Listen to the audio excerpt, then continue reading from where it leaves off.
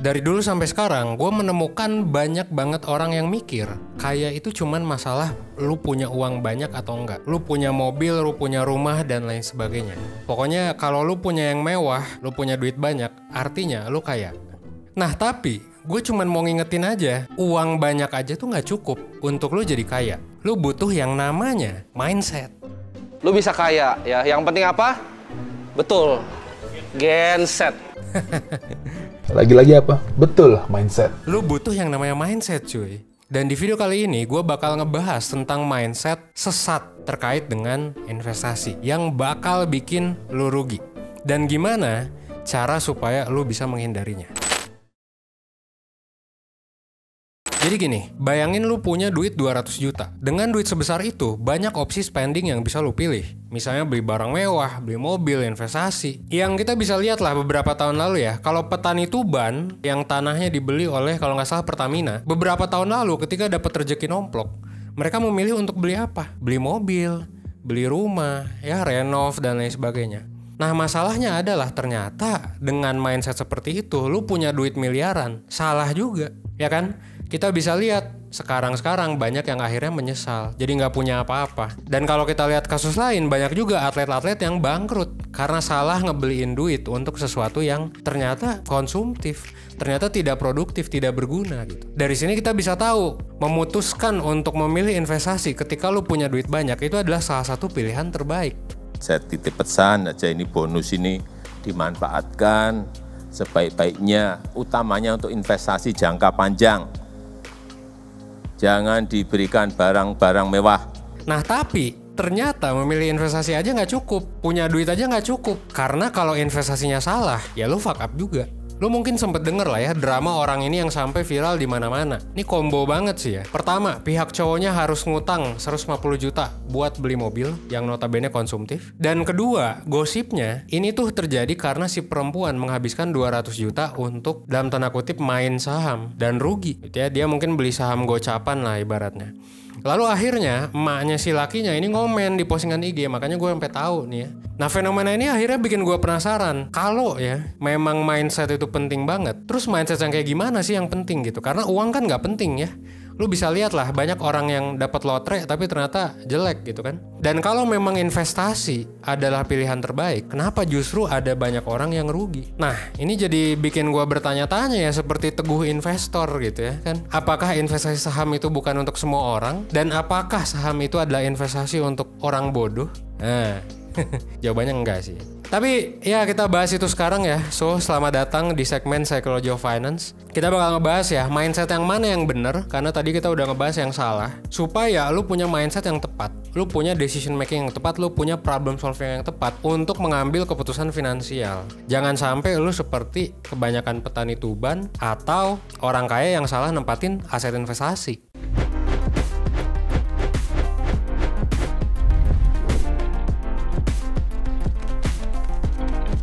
Welcome to Psychology of Finance. Ada beberapa penyebab yang menurut riset yang gue temukan ya, bikin orang gagal dan rugi ketika invest. Pertama, orangnya terlalu naif. Banyak orang mikir kalau investasi itu pasti bakal cuan. Kagak cuy. Resiko tuh selalu ada. Yang namanya investasi low risk sampai high risk pasti ada resiko yang namanya investasi. Gak ada investasi yang zero risk. Terutama ketika lu invest di instrumen yang high risk, jangan sampai lu naif. Apalagi high risk, high returnnya itu adalah dijanjikan return 1000%. Wah ini mah Ponzi, robot trading, dan lain sebagainya. Ketika ego ini justru terlalu di depan, bukannya rasionalitas dalam berinvestasi, biasanya ada 3 hal utama yang saya lihat dari kondisi klien saya. Pertama, mereka biasanya terlalu overconfidence. Kebanyakan orang-orang yang egonya di depan itu mereka overconfidence karena dan sebenarnya dia tidak memahami apa yang produk yang dia beli. Yang kedua, dia cenderung impulsif dalam mengambil keputusan. Dia sering melakukan aksi jual beli dalam berinvestasinya dalam setiap harinya, padahal kalau kita melihat dari 1 atau 2 tahun terakhir, produk investasinya itu secara portfolio tidak bertumbuh. Yang ketiga, biasanya orang-orang yang mengedepankan egonya, mereka tidak melakukan investasi sebetulnya, tapi mereka justru melakukan spekulasi, atau mereka cenderung seperti berjudi dalam berinvestasi. Ketika kita melakukan spekulasi dalam berinvestasi, biasanya kita akan mengalami kerugian yang besar, bahkan kehilangan seluruh modal investasi yang kita miliki. Nah, di sisi lain, jangan terlalu naif bahwa invest pasti bakal untung. Lu juga jangan terlalu naif bahwa investasi itu nggak bakal untung. Jangan juga mikir kayak gitu. Ya, banyak loh orang yang sangat konservatif, terlalu konservatif, takut mengambil resiko, nggak mau beli aset saham, nggak mau beli apa. Padahal duit mah ada, masih muda juga, gitu ya. Kalau misalnya rugi juga nggak apa-apa sebenarnya, uang dingin ada. Tapi investasinya ya di yang low risk banget, gitu ya, kalah sama inflasi, gitu. Gua nggak menyalahkan orang yang memang profil resikonya rendah. Karena memang beda-beda buat tiap orang. Tapi sayang aja gak sih kalau lu masih muda umur 20-an, 30-an, terus investnya di instrumen low risk semua. Gue sempet bahas lah di beberapa video sebelumnya juga. Ada dua tipe orang kan gitu. Pertama yang naif, pengen untung cepet, instan. Ada juga yang terlalu konservatif. Itu mikirnya investasi kalau high risk ya bakal rugi. Nah, orang di kedua ekstrim ini biasanya ya takut untuk menghadapi perubahan, takut beli aset baru, atau terlalu FOMO ibaratnya ya. Dengar saham dianggap judi, kripto dianggap gak jelas, padahal ngambil resiko juga perlu ya, apalagi kalau lu udah punya tesis yang kuat. Ada dua hal utama. Pertama, mungkin kita akan mengalami kerugian yang justru lebih besar karena kita harus mempertahankan aset investasi yang sudah merugi. Tapi teman-teman harus pahami kenapa kamu merugi ya. Karena bisa jadi sebuah produk investasi itu hanya fluktuatif saja, dan ini mungkin hanya kondisi sesaat, bukan kondisi yang memang secara keseluruhan. Jadi ini bukan kondisi yang memang akhir gitu ya.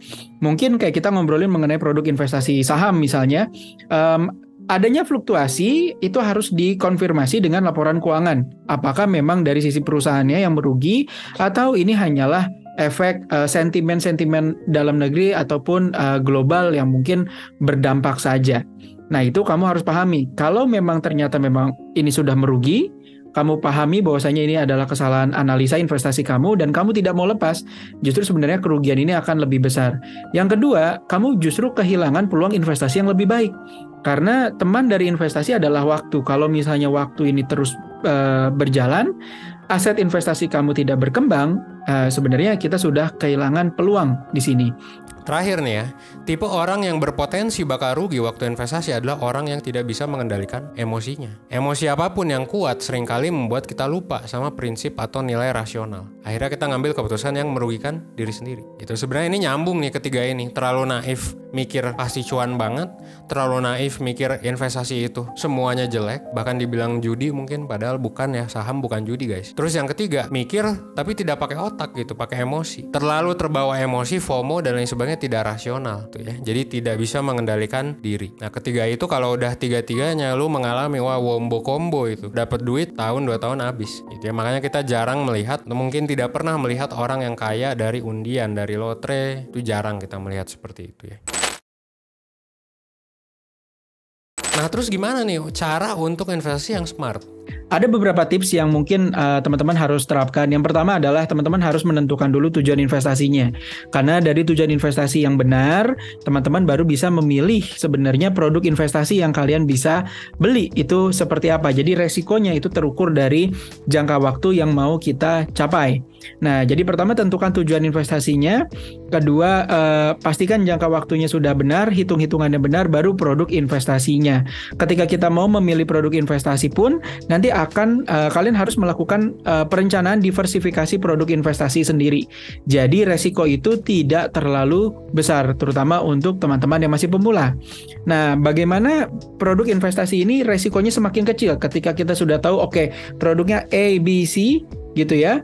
Sekarang saya mau lebih kecil lagi resikonya, kan sudah didiversifikasi. Nah, jawabannya adalah di pendidikan dan pengetahuan kamu terhadap produk investasi tersebut. Karena banyak orang cuma pengen tahu apa yang harusnya mereka beli, tapi kebanyakan orang itu tidak mau mengetahui produk apa yang mereka sudah miliki. Jadi kalau teman-teman tidak mau mendapatkan kerugian yang signifikan, cobalah pahami produk yang kamu beli. Jika ada masalah, ada kebingungan, silakan konsultasikan dengan orang yang ahli dalam bidangnya. Jangan sampai kamu salah untuk berdiskusi yang justru membuat kamu lebih hancur secara portfolio investasinya? Well, kalau based on curriculum life skills, sebelum investasi lo tuh harus make sure dulu lo aman di level 1 dan 2. Simpelnya gini, level 1 tuh cash flow ya. Cash flow lo make sure udah sehat. Pengeluaran lo tidak lebih dari pemasukan. Saving ratio lo, saving rate lo tinggi banget. Terus utang lo juga pastiin nggak sebanyak itu. Ya karena kalau utang lo kebanyakan lo susah lah. Mau investasi gimana, bayar utang aja nggak bisa ya kan. Apalagi investasi pakai ngutang. Wah, boleh sih ya. Asal rasio utangnya wajar. Nah, itu level 1. Level 2, make sure lu udah punya dana darurat juga ya untuk proteksi yang lain ya. Mungkin BPJS lah minimal ya. Kalau punya asuransi dan lain sebagainya lebih bagus gitu. Jadi ibaratnya level 1, level 2 ini memastikan bahwa investasi lu tuh uang dingin. Lu investasi dengan kondisi lu punya dana darurat. Dengan kondisi kalau misalnya uangnya tiba-tiba hilang ya lu aman gitu. Lu kagak sampai stres. Jadi jangan sampai tuh investasi kagak punya dana darurat, kagak bisa buat kebutuhan sehari-hari. Beresiko banget. Tiba-tiba lu sakit mau diambil, wah udah cut loss tuh. Ya kan malas banget kalau kayak gitu kan. Tapi gue saat itu memang percaya kalau misalnya gue punya uang sedikit, kayaknya gue harus bisa nih invest supaya duitnya tuh berlipat ganda. Tapi problemnya sebenarnya saat itu adalah gue tuh belum tahu ya soal apa sih yang memang harus dipertimbangkan sebelum memulai investasi. Bahkan sebenarnya tuh gue belum mengerti itu soal pentingnya dana darurat. Apa sih dampak yang gue rasakan gitu ketika gue invest tanpa dana darurat? Ya panik gitu, karena yang harusnya uang tersebut memang ada di tabungan gue untuk dana darurat malah ada di stock market, malah ada di instrumen saham tersebut. Saat uang yang ada di sahamnya itu lagi jelek gitu, ibaratnya lagi rugi ya kasarnya, ya gue panik dong. Gue nggak ada dana darurat dan gue nggak bisa tarik serta-merta uang gue yang ada di portofolio tersebut.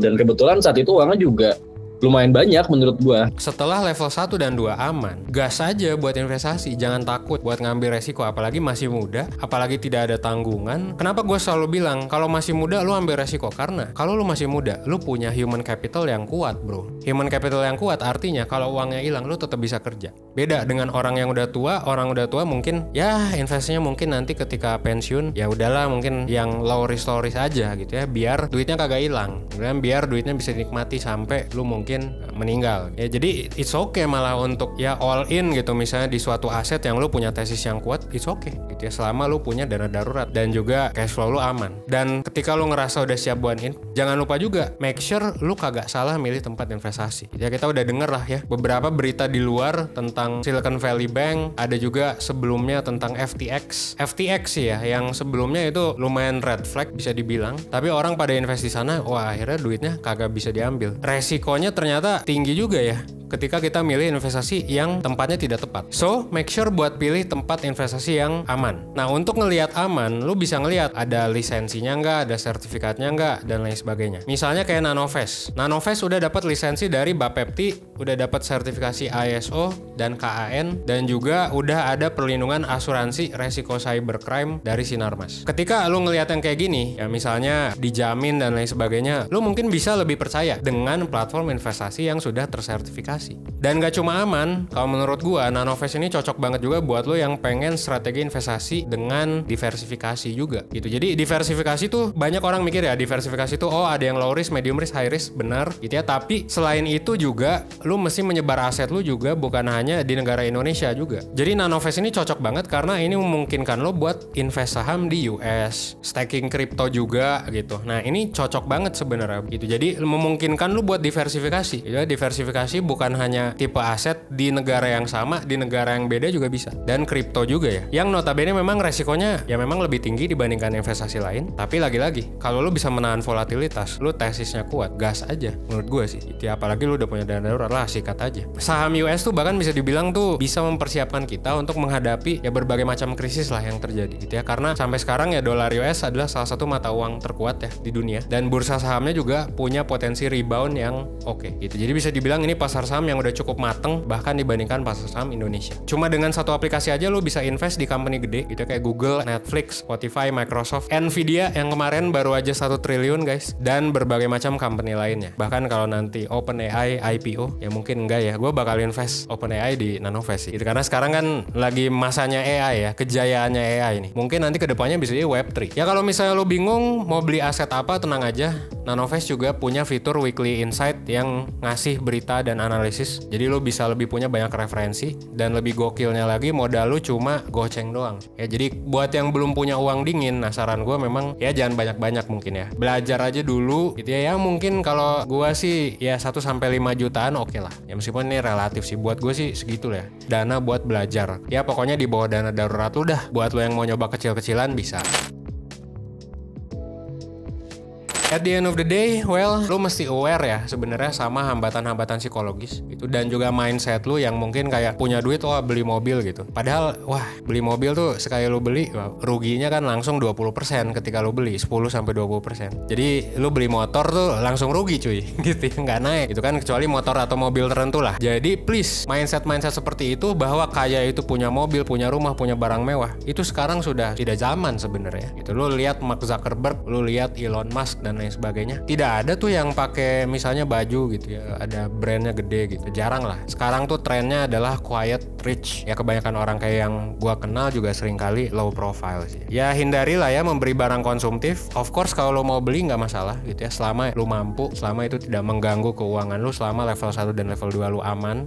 Ingat life skills kurikulum ya. Dan ya sikat aja sih. Semoga lu bisa nanti mendapat ya tujuan finansial lu ke depannya. Semoga dengan lu aware sama mindset kayak gini gitu ya, yang bisa merugikan, gue harap kita semua bisa jadi lebih bijak. Dan jangan lupa ya, meskipun gue tadi bilang ya mindset tuh penting, tapi ingat juga punya duit juga penting cuy gitu ya. Kemampuan teknis penting, finansial literasi juga penting. Jadi bukan cuma mindset ya. Mindset tuh mungkin awalnya lah, atau ya pelengkap lah gitu ya, tapi sisanya juga penting. Jadi silakan coba belajar buat lo yang tertarik buat belajar investasi, terutama lu pengen diversifikasi nih, lu pengen saham US, kripto, lu download aplikasi Nanovest di Google Play atau App Store, dan ada kode referral cuy, ini buat lo yang nonton sampai habis buat dapetin bonus 40.000 gratis. Oke, akhir kata gue Evan 1%, well, thanks.